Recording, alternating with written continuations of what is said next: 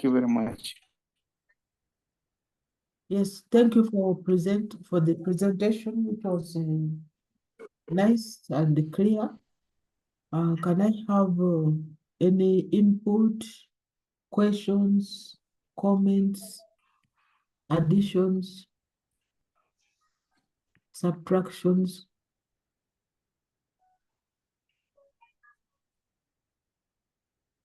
Good evening, Professor. Good evening, how are you? Fine, Professor. And also, presenter. Is the Good evening. is the talk very nice? So I have a few questions, Professor. If you allow me, we can. It's okay, we go ahead. So, Professor, they talk about many diseases, including mastitis. There is a lactational mastitis and non-lactational. So, if it's the lactational, how we deal with baby or infant, they can also, I think they can also develop that infection. Will we stop for breastfeeding or they will stop? And if they breastfeeding, how is it affected for the baby? Okay, thank you. It is rare to have non-lactational mastitis. Commonly, you get lactational, but that is not to say that you will not find it. We've seen it in young girls or older women who are not breastfeeding, and they could have it. Commonly, it is either infection from the skin, they've scratched themselves, or rarely is it coming from the nipples. Usually it is infection direct from the skin. But if it is still mastitis, then you start antibiotics first. It may resolve. If your choice of antibiotics is not good, then an abscess will form, and that is when you do IND. Now, in lactational mastitis, the fact that it is called lactational, it means the woman is breastfeeding. So normally you don't stop the baby from feeding from that breast, and because the milk itself is not considered infected. And two, if the mother cannot breastfeed because of pain, you ask her to pump out the milk, because you don't want to encourage engorgement of the breast. Once you leave the breasts engorged, then your abscess is going to be bigger and bigger, because other lobules will be affected. So drain the breast often. It's enough to clean the nipple with saline water, and then you allow the baby feed. If the baby will not get diarrhea, no. Usually the milk is not infected. So that is it. And of course, painkillers. I hope I've answered your question. Yes, Prof. Thank you. Professor, sorry. Yes, so in case of blister abscess, we actually give the antibiotics. So for how long can we give the antibiotics? By warning that prolonged use of them may result into that condition we call it antibioma.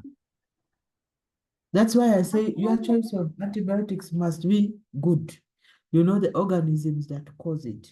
Normally you give for 1 week, or you can prolong it for 2 weeks. Of course, when you are going into 2 weeks, then you know you are reaching into a chronic phase. Two, that antibiotics should include, that treatment should include emptying the breast to avoid that antibioma. Because if you don't empty the breast, then you get more alloculation in, and then that is where the antibiotics will not work. It will just form a capsule around the infected lobule and milk, and that's when an antibioma forms. So choice of antibiotics is important, and drainage or emptying the breast is very important. You don't want the breast to be engorged. That's when you work, the antibiotics will work best. Any other question? Good evening, Prof. Yes, please. Yes, kudos, congratulations to the presenter, Oscar and Muslim. It is a nice presentation. You have learned a lot through this presentation. But I would like to ask or just to give me to receive more clarifications. But these things, these phyloid tumors, it is usually tough to understand, to differentiate between the malignant one and the benign one, or borderline one. Maybe we can go to the slide where they discussed about this benign phyloid tumor. I'm sorry, Johnny, can you go there to this slide where they discuss this benign phyloid tumor?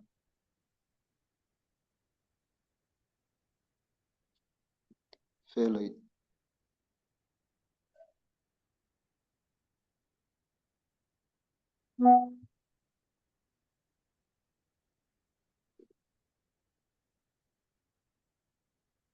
Thank you. It is this slide, yes. Thank you a lot. You say it is sometimes with metastatic potentially to lung through the blood. Now it is a benign now. You see, it causes local invasion and sometimes with metastatic potential to cause the lung through the blood. That's how can you differentiate now malignant and phyloid tumor if they can spread metastatically through the blood, through the blood to the lungs. Are you speaking? Are you still speaking about the benign phyloid tumor under this statement?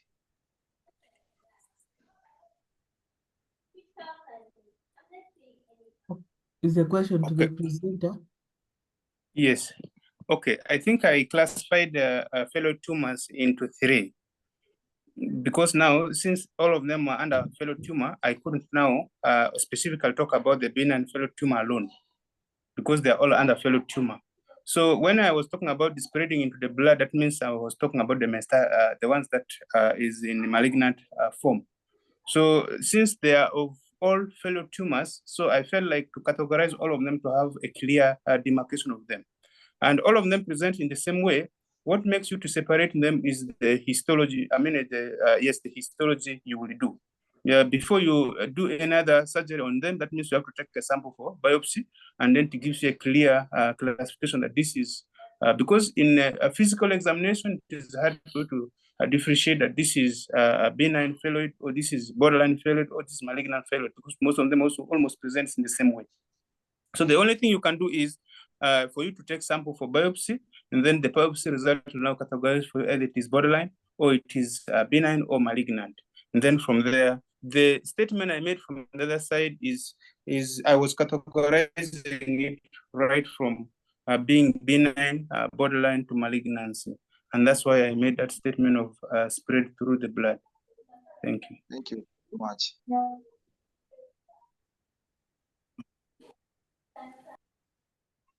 Yeah, when you get phyloid tumor, always clinically you manage it as a malignant disease of the breast. The best is to remove that breast. I know people who have written papers about enucleating it, picking them, because most often your index of suspicion is that there will be multiple masses in that breast, not only one. Commonly, it presents with multiple masses of various sizes.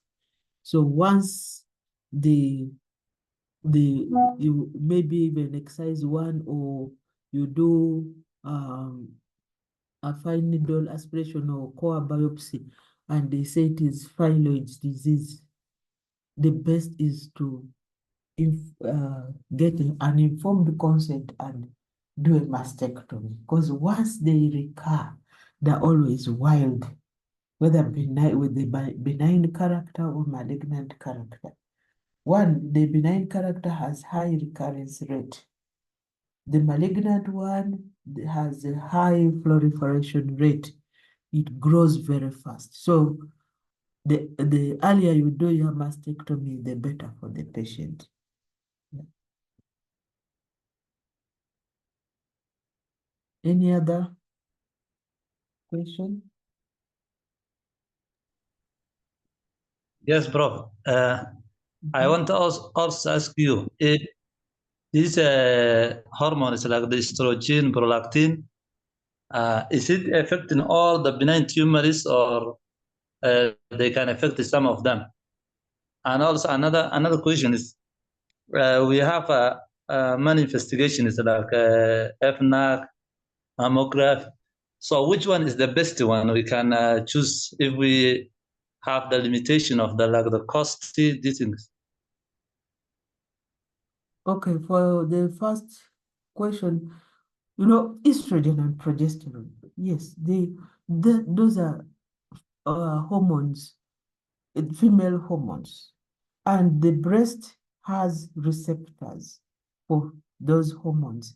That is why during during ovulation, you'll find there are changes in the breast because the epithelium, the lobules are innervated, or they have receptors for the estrogen and progesterone.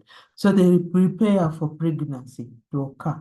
So during ovulation, when the levels of those hormones are high, then the breast will be engorged. If pregnancy does not happen, then the engorgement of the breast reduces because of the receptors there.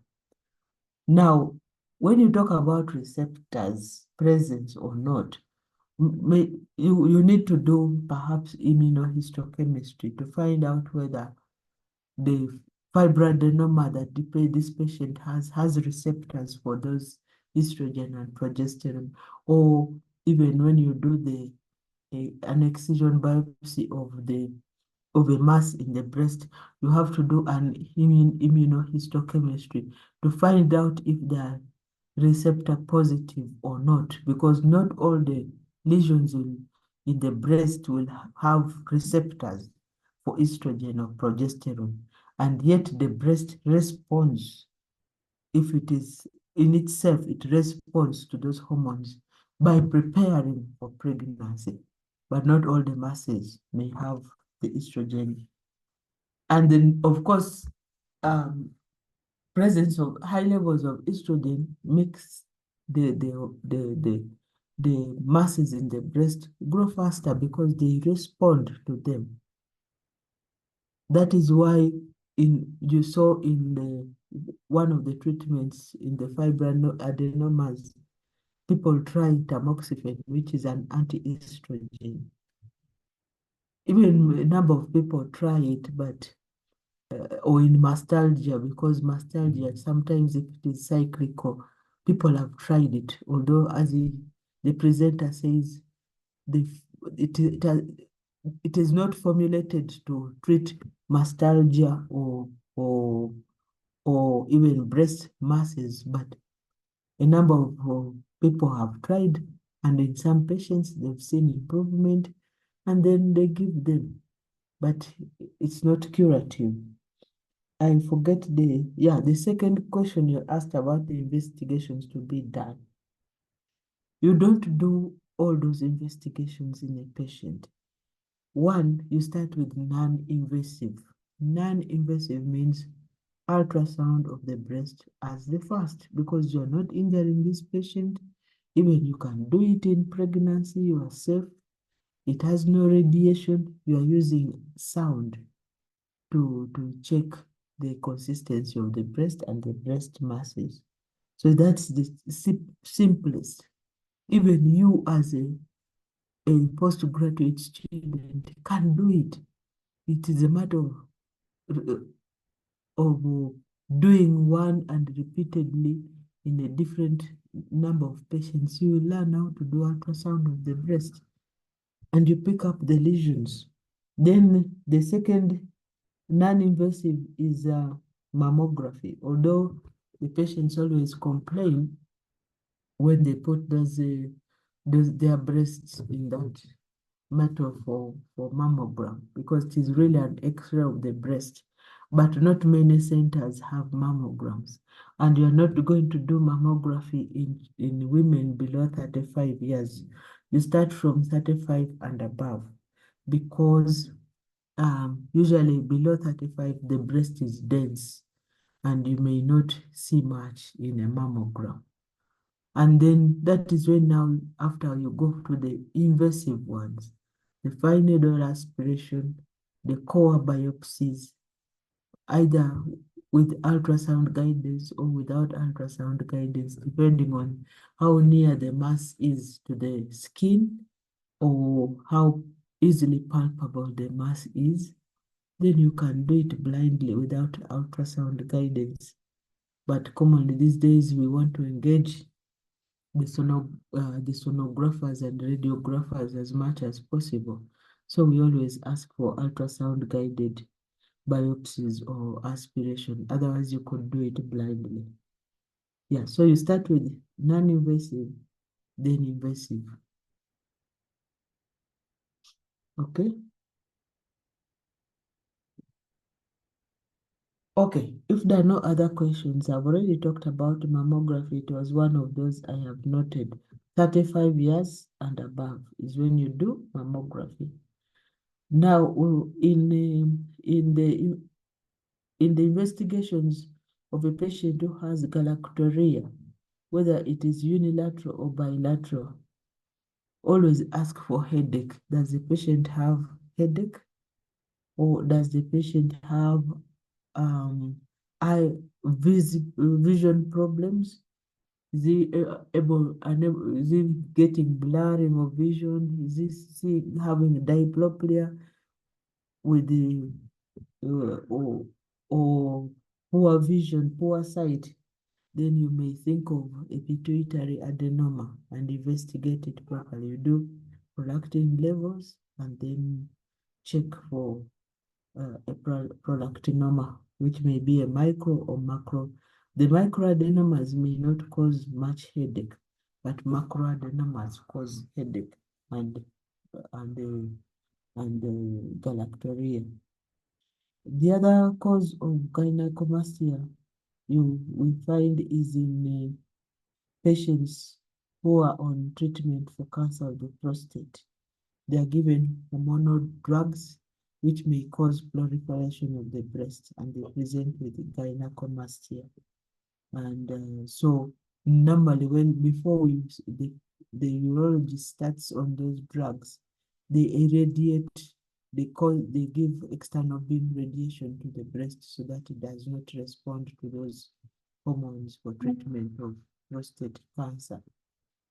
Then the other also we see gynecomastia in the young men who are especially men who are on drugs, especially opium, Jaga, and so forth. They may develop breast or gynecomastia, and then they tend to hide and they put on baggy shirts, tie the breast in order for it to fall off by itself. So by the time they come to you, they have a wound because of that constriction at the base of the breast, which they do with literally at home, trying to tie it off.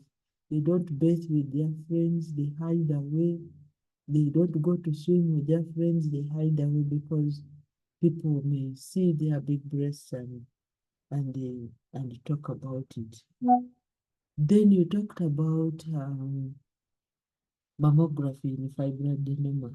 We don't do mammography in fibroadenoma unless the patient presents with the breast mass at 35 years and above. That is when you do mammography. I've seen young girls with fibroadenoma coming with already mammographic pictures, and I feel like melting away, because one, the radiologists themselves should have looked at the age of the patient and not do the mammography. And then two, for the health worker who is requesting, he should have known that below 35 years, mammography is not done, because unless you are really highly suspicious, but an MRI will give you a better picture than a mammography. So below that, if fibroadenoma is not an indication for one to do mammographies, especially below 35 years old. Because once you think fibroadenoma, then you're thinking of benign thing. So why do you expose the patient to radiation of mammography unless they're above 35 years? And I think with this, I don't have any more additions, but you go and read, and the presenter should give us the slides so that it will help us in the future reading. Okay. Thank you very much, Professor.